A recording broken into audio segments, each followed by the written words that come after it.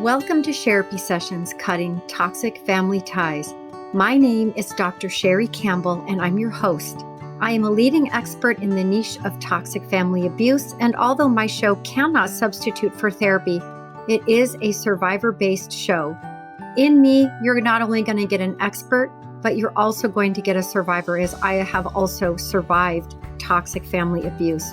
I know how hard it is. The goal I have is to give voice to the voiceless, to provide skills to help you to protect your peace, to stand your solid ground, and to navigate and heal the heartbreaks caused by toxic family. Please have a pen and paper available to give voice to your thoughts as you listen to each show. Thank you for joining me. Thank you for your bravery. So let the healing begin. Welcome back to Therapy Sessions Cutting Toxic Family Ties. I'm with one of my favorite people. She came into my life, and I love to say her name, Taylor Damiani. If I could say Damiani every day, all day, you can, Sherry.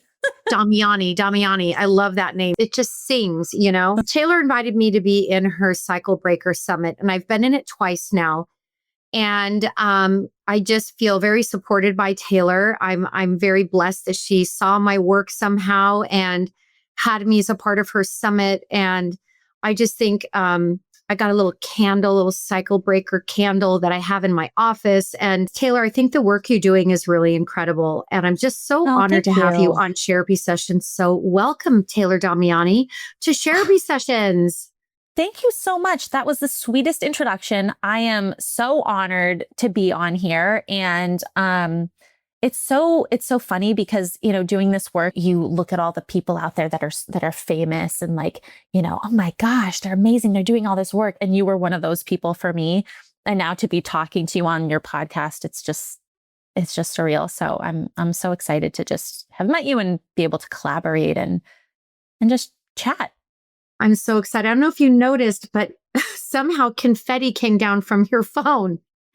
Oh, I didn't see it because I hide my self view because I don't want to be distracted by looking at myself. So that's so funny. Oh my God. As soon as you said it was like a celebration that you got to come on the show. I love that. It was just perfect timing. So I wanted to stay. So it's just great. But that's literal so confetti. It's so interesting when I hear the word famous because I just do not picture myself that way at all. You know what I mean? And I wrote a book and I started this movement on accident. And I've just ended up in this wild place of like, you know, here I am. And, but you know, the word cycle breaker, that's really your specialty. And, you know, tell us a little bit about you and your summits. I mean, I definitely want to draw attention to you because you're my guest.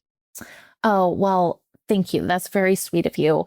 And to comment on your previous point, I hear that you don't feel famous. And yeah, like from my perspective, you are famous in this space.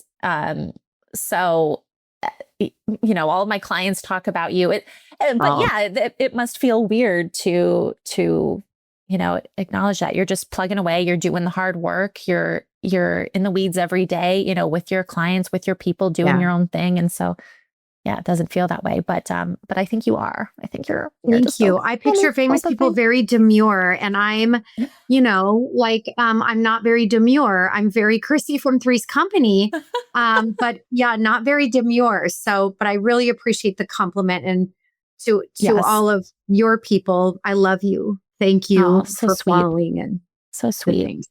Yeah.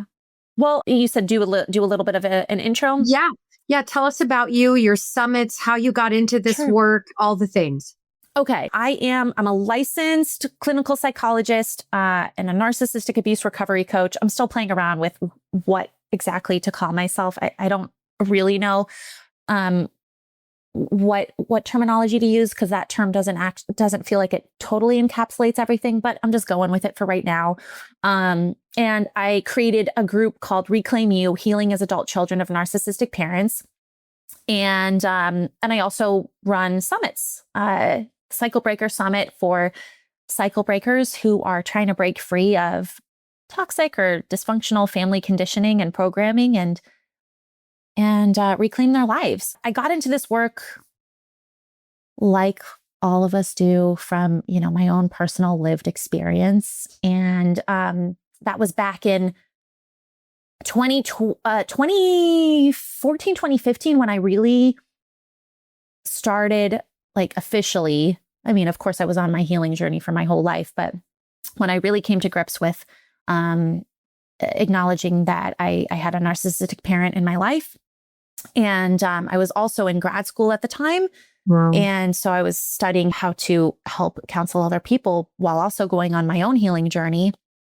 And when I graduated, it was like without hesitation, I just knew that this was the work I wanted to do. This is what made the most sense. And I just sat down, wrote a curriculum based on what I personally would have wanted and needed, and then started running therapy groups. And then wanted to, I was getting people reaching out of state and so I morphed into the coaching world. And then I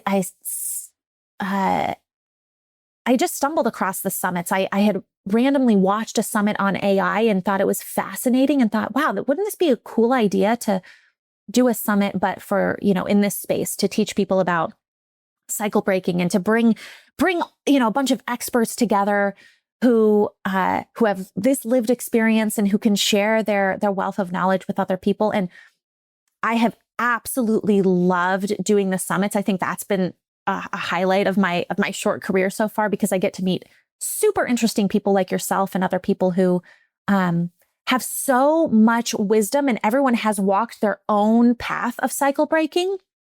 Mm-hmm. And I think that is one of the most empowering things, is to watch other people who have lived it, who have broke their own cycles and now are speaking out about it.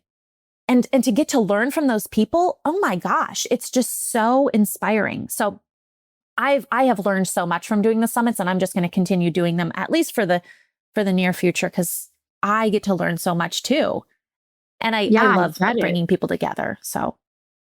And I think this space just really does need community. It's yes, everyone has their own way of breaking the cycle, but everybody's story is still completely unique, right? Totally. There's so many variations of experience of toxic family, yet I kind of feel like all of our toxic parents went to the same school and had the same professors, took the same card writing classes, cryptic gift sending classes, read the same manuals. That's right. You cut me off. Now you need to heal me. So I'm going to start a social media page on how I'm a parent who can change, and I'm just going to exploit the whole thing.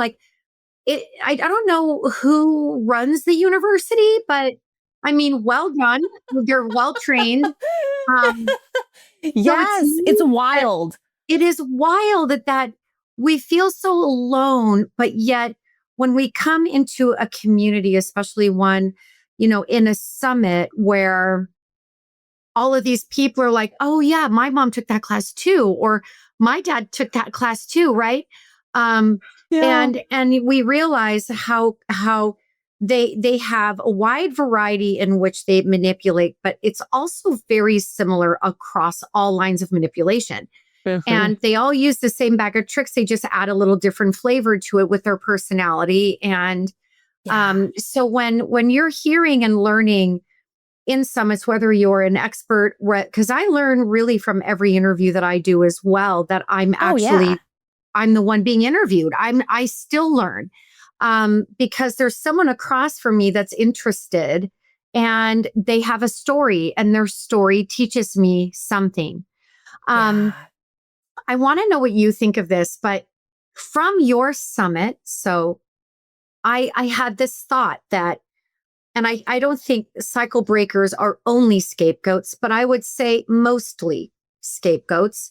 I think there's a lot of only children who have the whiplash of being both a golden and a scapegoat. But a scapegoat was such a negative term. I was the IP, I was the identified patient in my family. And that obviously is always the scapegoat. And when I did your summit, a new book of mine was just accepted for publication. So Yay! Congratulations. Thank you. A new one, not the one that just came out, but a new one? No, a new one. Oh Yeah. my gosh, you're on fire. Well, you know what's interesting about this book? It was supposed to be like a workbook, but it didn't come through me in that way. Now there's prompting at the end of every chapter, but I've also never felt more in love or closer to any book I've ever written than this one. I Wow. feel so incredibly close to this book. Oh my gosh, how And special. yeah, this feeling when they told me, and then their response to the book is equally different on another level. So Oh, I'm it was, excited to hear about it. we'll talk about it. It's just a really magical experience. But one of the things that I thought about was I'm not a scapegoat. I am a cycle breaker. Mm. And that cycle breaker just feels so much better and liberating than being the scapegoat, right? I've transitioned from being the scapegoat to the cycle breaker, Wow. right? And that it was a new way to sort, because we're so labeled these days, but it was a new way I know. to label myself, right? And I love That's so the touch of sending up.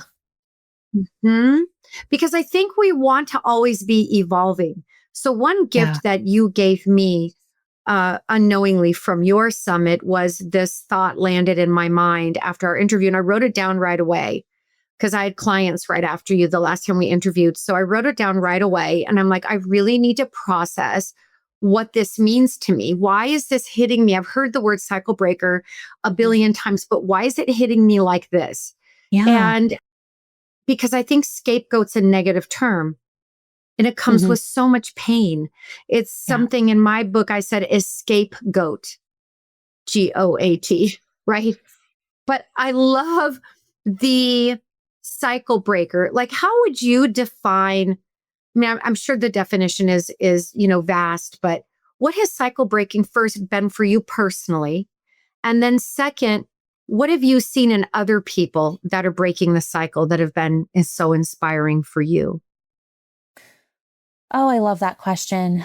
And I love that it hit for you in a way that it didn't hit before.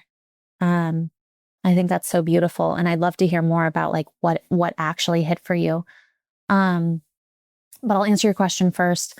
So your first question was, what is being a cycle breaker for you? What has your experience been? The pain, the joy, all of it, because it doesn't come without the necessary loss.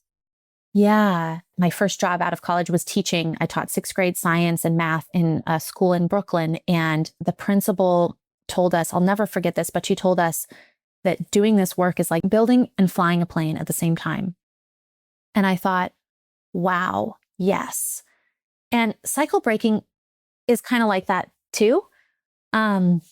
Because the way I was thinking about this before our interview, because I figured you would ask me something like this. And I thought, in my own experience of cycle breaking, I was figuring out a path that there was no roadmap for this. I did not know how to navigate this. There was no one who had come before me who had done this. Granted, there's plenty of cycle breakers out there. You yourself, plenty of people doing the work of cycle breaking, but because each of our journeys are so unique and different, nobody has a roadmap. I can't copy what anyone else has done. I have to build and fly my own plane. And so for me, what that looked like was, I'll just share a little briefly about my own personal experience, but I was deeply enmeshed with my mother, and then was discarded. Through that process of being discarded, because that was against my will, I didn't want that to happen. I went through a long process of grief, depression, despair, but ultimately radically accepting that this relationship would never be what I wanted it to be. And I talk about this a lot, this idea of radical acceptance, but long story short, once I was able to radically accept the truth and let go, I got my power back. I got my power back because I was continuously giving away my power, feeling like I was powerless. And once I radically accepted the truth, I got my power back. And my mother no longer had power over me anymore. I was free. I regained my freedom. And that for me, and I'm still on my journey, but that for me was a pivotal moment, or it wasn't even a moment because radical acceptance is a daily practice, but that regaining my freedom was really when I felt like, wow, yeah, I feel like I am my own. I am not beholden to anyone anymore. I'm not beholden to her anymore. I'm breaking the cycle. And I didn't see that now, but looking back as we're talking about cycle breaking, that was me breaking the cycle, breaking free. I so appreciate that you shared with us some personal stuff, because I think it just is so much more real for the listener.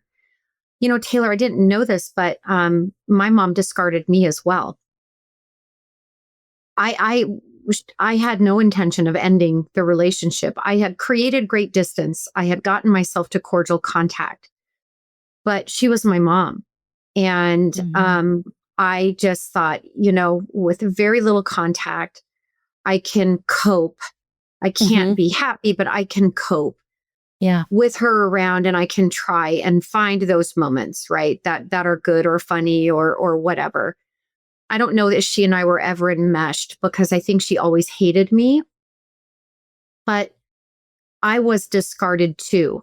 And we are no contact in the world's eye because of me, but only because I chose not to mend the fence again. And I think it's so interesting that the no contact always seems to fall on the cycle breaker, when at the end of the day, she cut me off.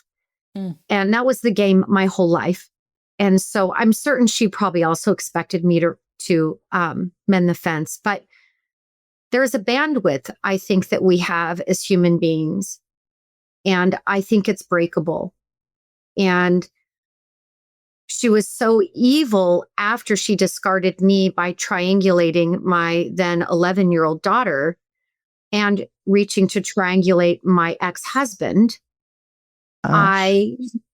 That type of evil made me feel very scared and very unsafe. And I just thought, if I just lay low and I don't do anything, maybe this will go away. And it did. And then cryptic things began in terms of her contact with me, and games and interesting things. But when you say that you're building a plane and you're trying to fly it at the same time, I don't think there could be a better explanation, because you are broken, but you still, like, time still comes. The next morning still comes. Lunch still comes. Like, you still have to fly your freaking plane while it's incinerated at the same time.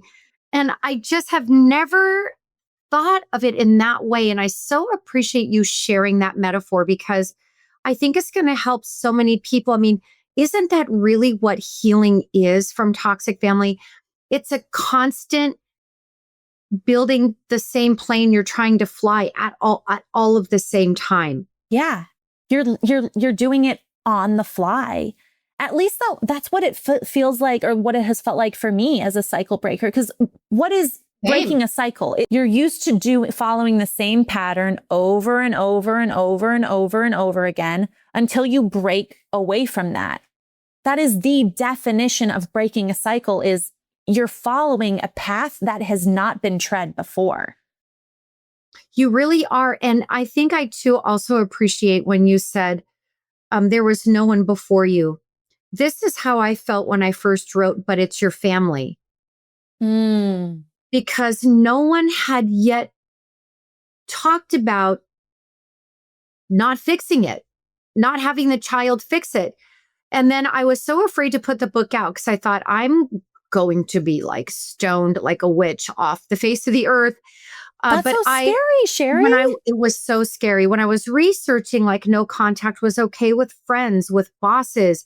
It's even okay from parent to child. That's just tough love. And it's okay for love partners. It's okay everywhere. Yeah. But it's not okay for a child to go no contact with their parent. So I thought, well, that's an injustice. That doesn't seem fair that we apply this rule and encourage it. Yes. We encourage it in every other relationship except for child to parent. And I was like, well, I'm going to write it. I hope I live. So that takes so much courage to do that. Well, there are a lot of people out there who've reviewed books of mine or whatever, and they say that I'm angry and unhealed. And I'm like, that's so interesting that you experience a boundary that is encouraged to be set in every other relationship. So obviously it's a lot of projection. Yeah, right. Totally. And also I rightfully have a right to be angry when I have been tortured and abused by a woman who was my mother, who clearly wasn't for me.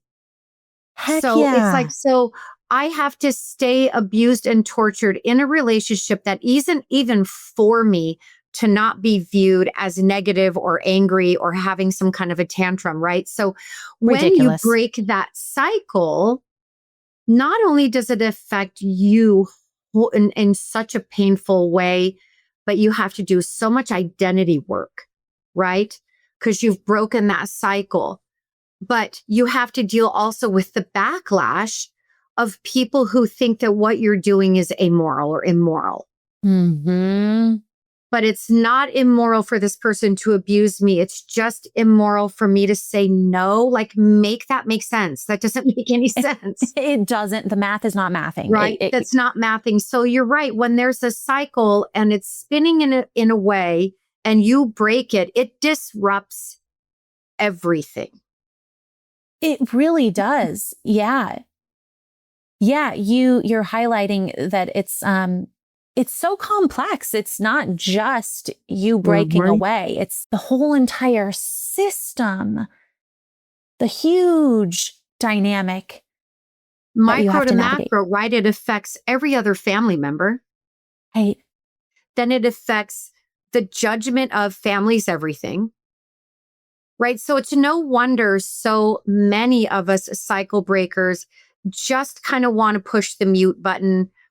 I have so many people that I treat that because they don't want to face the backlash, new people they meet, they'll say, oh, my parents have passed away, because they don't even want to deal with. And you know what? YOLO. If that's what you need to say to stay safe and out of some crazy judgment, and you're never going to be very close to this person who would ever find out. Right. Or even if they found out, someone can be dead to us psychologically. Mm-hmm. Right. So what kind of identity work, you talked about radical acceptance, and I'm fascinated with identity work. I actually just did start writing a workbook because that's what they really wanted. And I'm like, what's it going to come out that way? I know we thought it wasn't going to be a boy, but it's a girl. I don't know what to say. I tried to birth it right, but it just came out like that. So it's on identity formation, reclaiming your identity. The new book, I'm writing another one. So I've just got one accepted, but they want to write a workbook. And I am going to be doing it on individuation and individuating, like Taylor and I know what separation and individuation is. So it's really a process in development that should occur between 18 months and 3 years of age. And what happens in that time is the baby or child knows it's a separate whole body from its parents. And it separates and individuates, right? And it's becoming more and more of itself. And you have from 2 to 5, obviously, there's a lot of independence that's very much about separating and individuating. And if you are not allowed to go through that process healthfully and safely as a child, and then in my opinion, and this isn't in our textbooks, but I think we go through I think we separate and individuate all throughout our development, right? Because even when our parents die, that's a very blunt separating and individuating if you've been close to your parent. I think we separate and individuate when we go to college. I think we separate and individuate when we start having children because our identity is becoming more and more in line with who we are and more pulled away from other people, right? So, but family does identify you. And I think individuating from a toxic family is a whole different process than individuating in a healthy, supportive, loving family. Because I'm a mom, I've got a 20-year-old daughter, and I'm constantly knowing that her frame has to get bigger as she ages, and I need to let go more and more so she can separate and individuate. Right? So Totally. I think identity work and radical acceptance are really powerful. How would you describe your journey through radical acceptance, and what was it like, and how would you define it for the listener in case they don't know what that is? Yeah.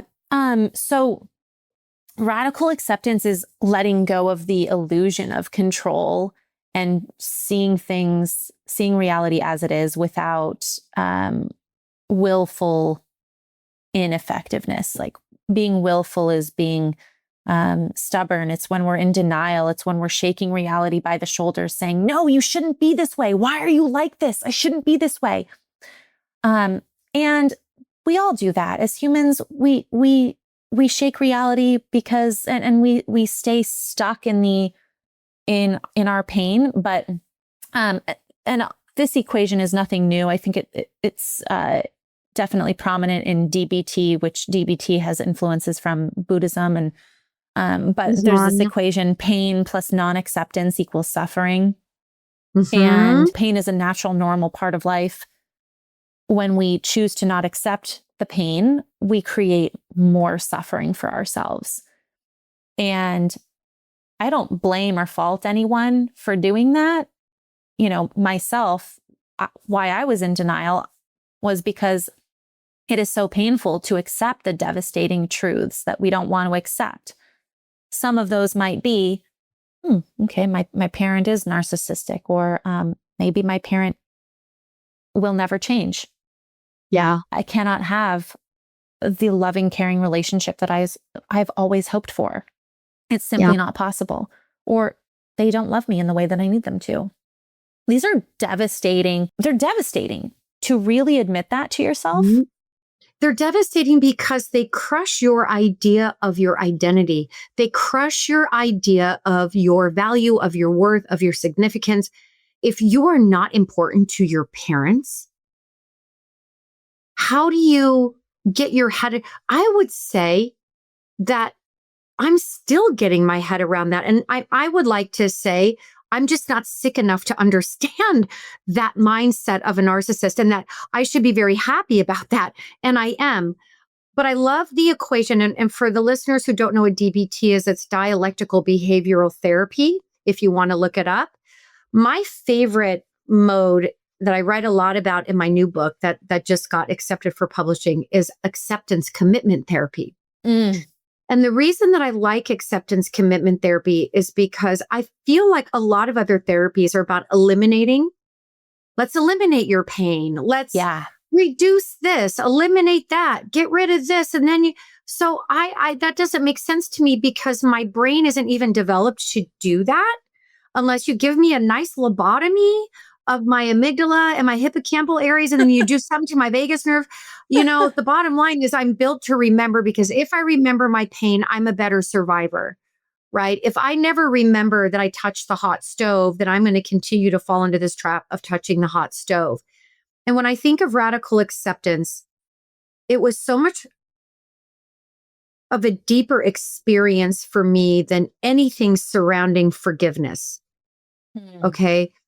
Because we get pressured to forgive, and then we get judged if we don't.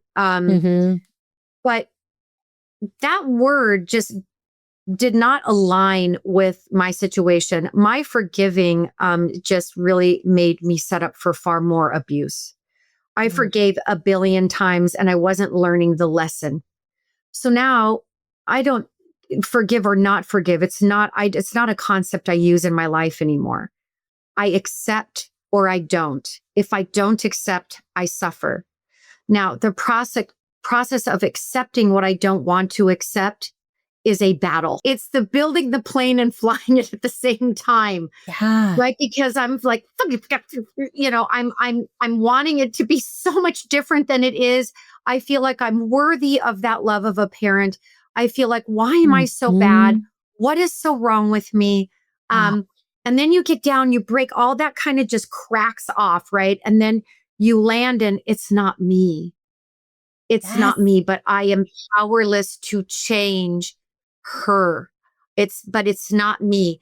And that is what's at the end. And I think a lot of us, the acceptance process is like swallowing sand, because but those milk commercials, you're like, milk, because you can't, it's nearly impossible to understand that a mother could discard her child.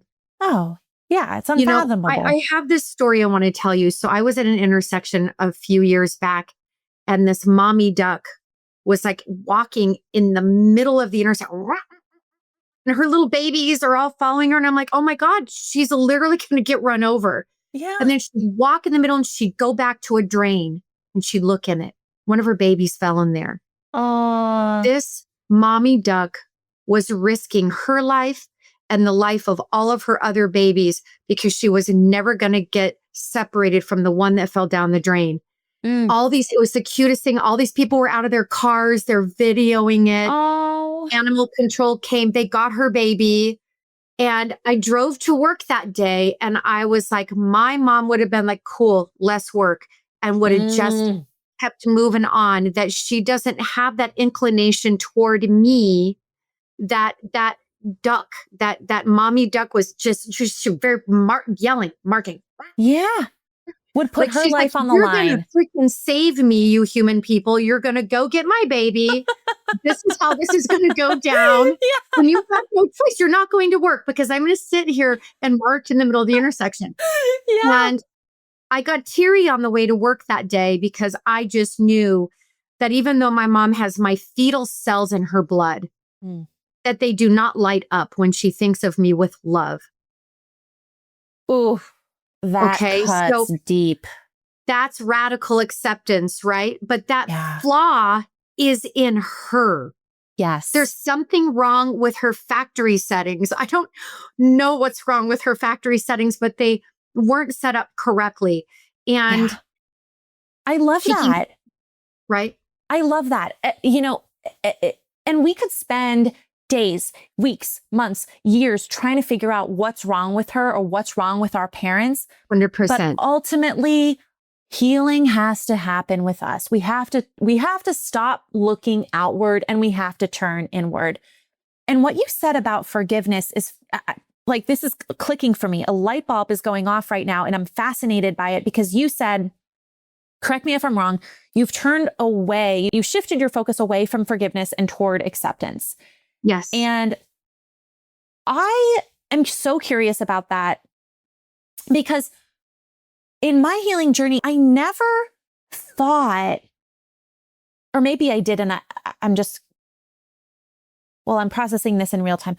I don't think that I even thought about forgiveness. Like for me, it wasn't about forgiving. Over time, I naturally moved into acceptance because, and I don't know if I'm making sense right now, but I'm just trying to work out why that is. Like why acceptance, I guess acceptance was just more, I don't know, it made more sense to me than the forgiveness piece.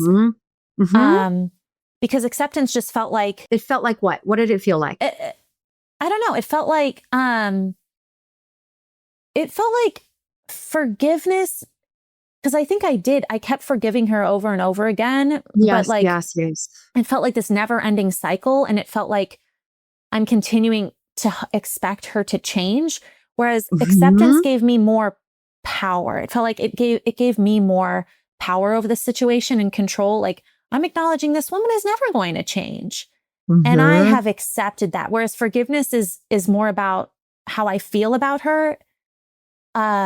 I don't know. Acceptance felt like I was just I was at more peace and I wasn't holding on to any more hope of, oh, maybe she'll change or I'll forgive her and we can move on. But acceptance felt more final. I hear you saying, yeah, I think what I hear you saying is so powerful. So I really appreciate you just kind of working through this in real time for us, because I think that forgiveness always has a hope. I had a quote I wrote for Huffington Post a long time ago, and a quote that I said went viral, and it was, forgiveness doesn't always mean reconciliation. Okay. But I don't identify with the word forgiveness at all. I don't not forgive and I don't forgive. It doesn't apply to my mom. It's just not even in the equation. Okay. Acceptance is the only thing that's in that equation. I do think that forgiveness can come with hope. I also think forgiveness can come with intense, very deep letdown and further abuse, right? I don't feel unforgiving toward my mom. I don't feel forgiving toward my mom. It's just not a word that applies to my relationship with her at all. It just doesn't even enter the equation. I accept her for exactly who she is at her factory settings. And there might be days that I want her to be different, but I no longer need her to be different. Because acceptance brought me to my identity. Forgiveness kept fusing me and kept getting me more abused. So acceptance brought me to me. Forgiveness kept including her. So when I say that forgiveness just isn't even the equation, it's because it's not in the equation. I'm not going to add, I don't know why we added the alphabet to numbers in the first place, because that really fucked me up. But I don't think they should even be friends. But, if n equals 5, then fine. But it's like me in algebra with my mother or my father. It's like, it just doesn't apply. I'm not going to apply, the freaking math equation to the wrong thing. I won't pass the test, right? So the bottom line is like, I just have to get to me. I have to unfuse me from them. And acceptance is the only thing that brought me home. Right? That is it. You just put words to my feelings. That was brilliant. Yay. I so resonate with everything you just said. Right? Because I feel like, why are we punishing me for using an equation where I'm getting judged for not using an equation, but it's not the right equation? It's not the right equation. It's just not the right equation. I have forgiven and will continue to forgive lots of people in my life because there's an equation there that works out. If my boyfriend upsets me, we talk about it. I forgive him. He forgives me. We move on. And there's all this hope and renewal and, reconciliation, evolvement. I can't add an equation that's about evolvement to a person who refuses to evolve. Exactly. Right. So acceptance is harder. It's more painful. It's deeper because it peels away hope and it brings us to the source. And in some parts of acceptance, you can feel very alone. You talked earlier about the despair. You talked earlier about just the disruption, that type when you're just begging and you're just on your knees and you're freaking howling at the wolf. Like you're howling like, I just, please, someone fucking help me. Yeah. And at some point when you know that you have to stop getting the wrong equation applied to the problem, I started realizing like I'm applying the wrong, because I keep doing this equation. It keeps getting me abused and my abuse gets worse. Her disrespect for me increases. And I've got to apply something different, right? So I think that acceptance and radical acceptance, and I think people call it radical because it's so hard. It's so hard. And in order for us to truly, I love what you're saying about, forgiveness kind of keeps us still tied, whereas acceptance allows us to individuate. Another hook to forgiveness is this belief that it makes you a good person. Yes. Because none of us want to be a bad person. But if you're in a relationship that isn't for you and every day makes you feel like a bad person, then you can forgive from your ego just to view yourself as a good person. So when that peels away as well, again, you get reintroduced to who you really are and what you really feel and what you need to do, right? Is to let go of that hope. And that letting go of that hope is so painful. And it also allows us to start our own individuation, That's to right. start our journey of becoming who we are instead of holding on to hope or the illusion, the fantasy we've always hoped for. I always say hope is dope. Or it's rope. Either way, it's dope or rope, right? It's a dope. Yeah. No matter the relationship. I mean, I'm sure that you've had love relationships in your life where you ended up replicating somewhat of that pattern that you were raised in, and you were doped up on hope in that one too. And at the end of the day, the hope dope hangs you, because then you're back to yourself again. And I think that we're also afraid to be alone, but we are all traveling in an individual body in this world. So essentially, we are all doing this life solo, right? If we were supposed to be different, we wouldn't have bodies. And I find the body a very interesting thing in this life, that we live in this body, and it makes us wholly separate from someone else. And there's only one of you in this entire world. There's only one of you having your experience. And I think that when you can get back to that space and learn that you're not by yourself, but that you're with yourself, you can friend yourself. You can love yourself. You can talk to yourself. You can help yourself. You can heal yourself, right? Ooh. When we get to that level of identity, I think the healing becomes liberating, right? But until you break the cycle, I don't know that you can really get to that place, because you're still being poisoned. I love that. That is so powerful. Being with yourself. You're not by yourself, you're with yourself. Instead of focusing on loneliness, it's about cultivating solitude. There's empowerment there. Yes. What did that look like for you? Can I ask? Yeah. It was ugly. Let me just tell you, I'm in the 14% that has two very toxic parents and a very toxic sibling. So, and I have a very small family. I don't even have a cousin. Oh, man. I have one aunt who's alive, and she's also cut me off. So there isn't even, and in some ways I'm blessed though, because I have less flying monkeys than other people, I would imagine. True. But I would say that I think I always felt so alone in my family, because I was very intentionally ostracized in my family and criticized. And they made sure that I knew I wasn't included, because they would make me see it. I mean, it was just very sadistic. So at some point I kind of realized, like, I was just hanging on to hope, and I was, being a good little duckling, and I was following everybody. Everything was dizzying, and I was being put in the middle of things I shouldn't have been put in the middle of from all sides. There's 9 marriages between my parents, so you can only imagine all the things I was put in the middle of. I was trying to do things that they wanted me to do because I loved them, even though what they were wanting me to do probably wasn't a very nice thing for me to do, involving me in between affairs and putting me in the middle of it, making me handle aspects of it. Gosh. Yeah. So I think that I had a hard time with how quiet life got, because there was so much chaos and so much noise in my small little family that the quiet was deafening for me. I stayed for 45 years, right? So I would say that me having my own daughter and the feelings I had with her being around my family, that my body would feel like it was on fire. And I didn't want them to have alone time with her. I didn't want them holding her too much. Like, it was a very strange animalistic feeling, like, oh, you're going to make her dirty.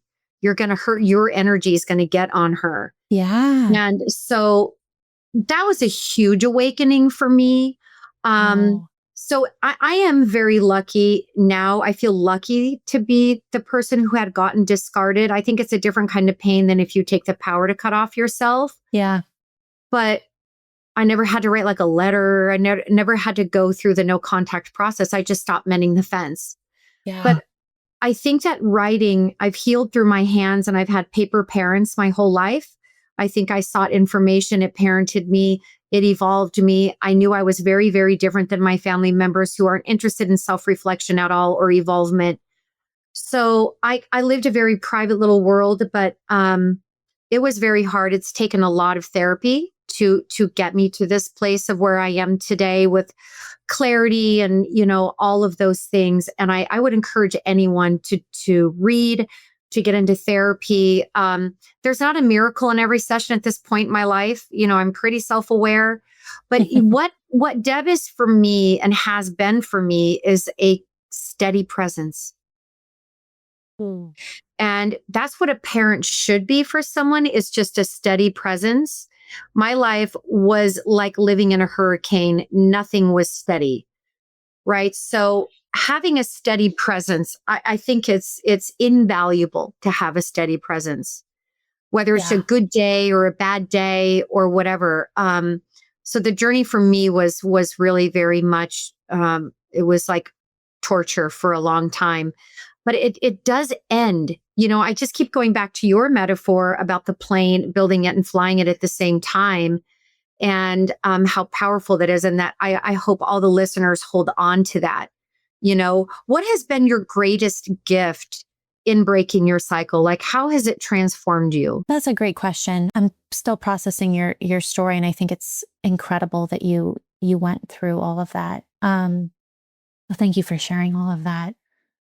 For me, the greatest gift that I gave myself was going through the process of radical acceptance. Honestly. Yeah. Describe it. Well, it was a process. It wasn't a light switch. It didn't happen right away. But when I was, after being discarded, I had to face the truth. And like you said, that wasn't something that was my choice. I didn't want that. And I do think it is a different type of pain. All of that pain is valid, but it was really divorcing myself of the illusion, of divorcing myself of the fantasy that only I was the only one hanging on to it.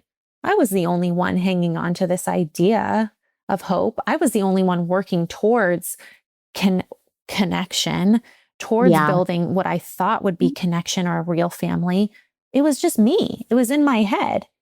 And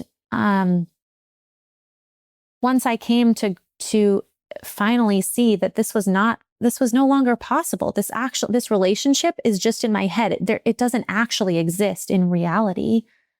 And I can stop hoping. Yeah.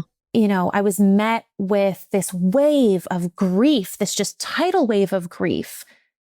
It's like you're holding, I always like to say, it's like I was holding this little tiny boogie board trying to stave off this huge tidal wave. Yeah.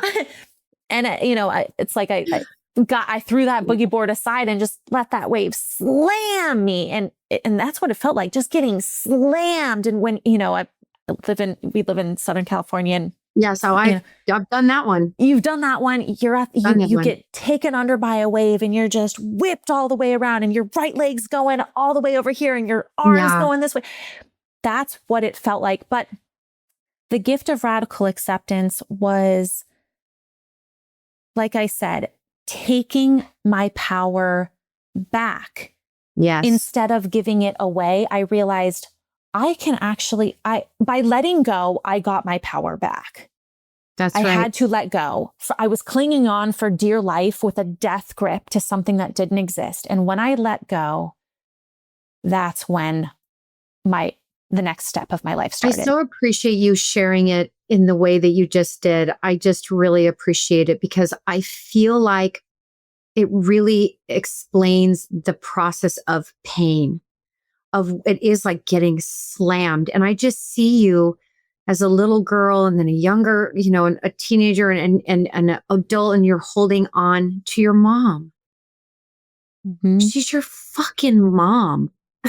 Yeah. It's like you're holding on to your mom, just wanting what you should have. Yes. Wanting what you should have. Yeah. And everyone says you should have it. Mm-hmm. But if the only way you can have it is to live in that mean ocean, then she is not for you. And you are not going to survive at some point. Yeah. Right. And it's drowning. Like I just pictured you drowning and you lost your boogie board. And even though it was this small, it could keep you floating. Right. Yeah. And Yeah. when you go under, it's like you're in a fast forward washing machine. You don't know which way's up. You don't know if you're down. You don't know if you're coming up. You don't know which way you're going. Exactly. And that lack of direction is really what it feels like. And I'm just so sorry. I mean, I just sit across from you and you're just a beautiful human being. And that someone wouldn't want to be your mom makes me fucking sick. Oh, Sherry, thank you so much. Hearing your story, it's like, it just makes me just love you. Like, I can't imagine someone not wanting to be your mom and be so proud of you and to be so, that's my daughter. You know, like you deserve that on every level. And what you're doing without it makes me love you even more because you're taking your pain and turning it to purpose. I've always said, I'm going to take my predators and turn them to purpose. And you are doing that. And you may never feel, and I will never feel what it's like to have like a real mom. But I do get to be a mom, and I'm so lucky I get to feel what it feels like to give what I didn't get. But I will live my entire life not knowing what that feels like. So if I could just give you a sliver of that and to just tell you how brilliant you are, how open you are, you're so sweet, you're so smart. Thank you, Sherry.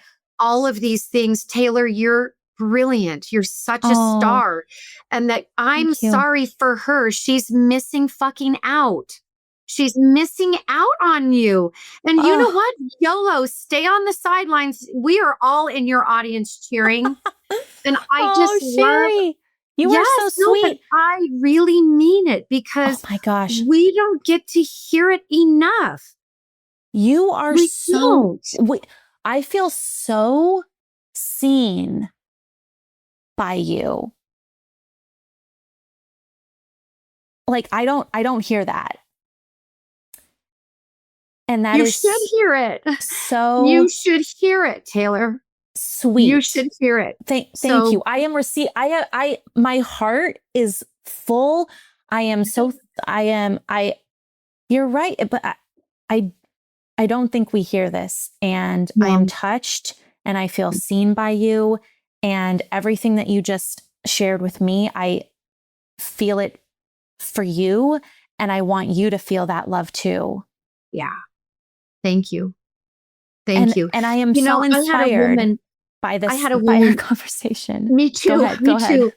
I had a woman in my social media say, I wish I could have been your mom. Oh. And I don't think people understand what that touches in a survivor. We're out here doing really hard work. We're seeing really tragic cases every day in our offices or our summits or whatever. And I just listen to you and just your tone of voice, how present you are, that some woman, because of her ego, is missing out on you. Shame on her. Taylor, you're changing lives. Like what you're doing from what you came from, to be abandoned and discarded by a mother who enmeshed you. If you can, as the listeners, you're either totally relating to this, or if you could try to put your head around that. What if that duckling never got her baby? What if that duck never got her duckling? My mom wouldn't have. You know, one of her quotes to me was, haha, because this was funny to her, haha, I was ready to sell you for 25 cents or best offer on a street corner when you were a teenager. Oh okay. My God. Good stuff. You know, it wasn't fucking funny.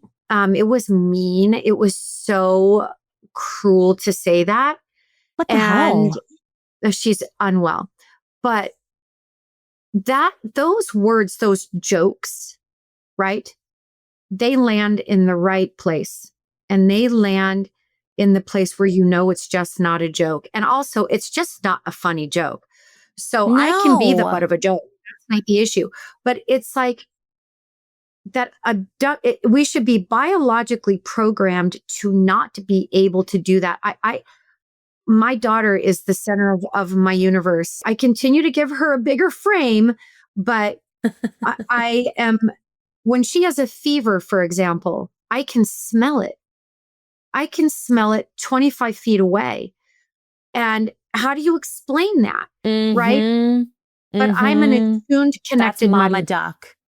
That's Mama Duck. Yes. And we're orphaned, you and I, in that way. And I just want you to know that you are seen. The people listening to this interview are going to fall madly in love with you. They're going to be like, I want her to be my therapist. I want to go to her summits. Because Taylor, what you're doing is you're living in your truth. Mm. And you cannot get to your truth without acceptance of the lie. You can't get there. Forgiveness won't get you there. Okay, because there's too much hope involved in that. And I feel like we have to learn to apply the proper equations to each individual purpose and person in our lives. And not all of them are going to have the forgiveness equation. And there's nothing wrong with you. It's just not an issue. I don't think about it one way or another with her. It's just not applicable, right? Acceptance is the thing. Wow. Huge, like light bulb just went off. Like I can go ahead and cancel my therapy sessions for the next half a year, because this was this was amazing. Yeah, thank you for clarifying that had never crystallized for me, and in this conversation it really did. Sherry, I'm so glad. your work is touching so many lives, and it is truly an honor for me to be sitting here with you having this conversation. Like, people listening, I hope that, I mean, your listeners already love you, but this is just one representation of you touching a life, and you've touched my life, and you've that touched mine too. Well, thank you. Yeah, I just want to let you know, I feel that love. I feel seen.